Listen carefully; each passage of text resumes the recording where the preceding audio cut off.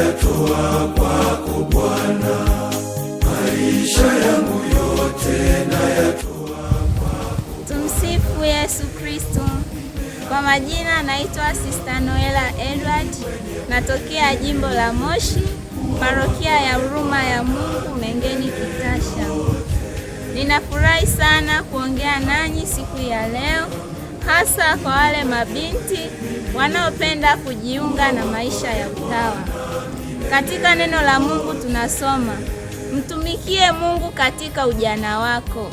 Sisi vijana tunamtumikia Mungu kwa njia gani? Tukiwa katika ulimwengu si rahisi sana kusema kwamba tunaweza tukamtumikia Mungu katika ulimwengu wa sasa hivi. Lakini ni rahisi sana tunaposogea karibu na Mungu kumtumikia yeye katika roho na kweli. Hivi basi, wito wangu katika vijana wote, hasa wale wanaopenda kumtumikia Mungu kwa karibu zaidi, ningependa kuwashauri, unapojisikia wito ndani yako, manake wito ni sauti ya Mungu.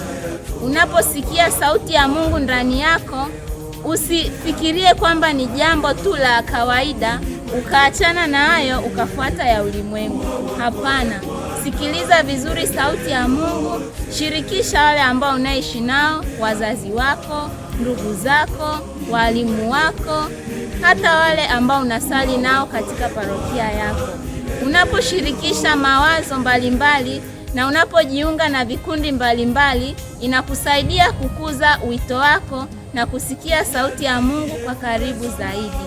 Hivyo vijana wenzangu, mimi hapa nina furaha kabisa kwa sababu nimependa kumtumikia Mungu kwa karibu zaidi, na hivi nimepata fursa kubwa ya kujiunga na shirika na niko tayari kumtumikia Mungu kwa karibu zaidi pamoja na watu wake.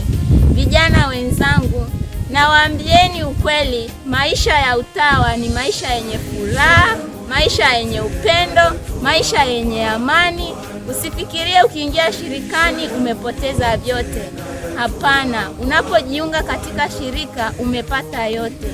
Kwa hiyo nawalikeni vijana wenzangu, mjiunge na maisha ya kitawa ili muweze kumtumikia Mungu na kusaidia vijana wengine wanaopotea katika ulimwengu huu, dunia hii ya utandawazi.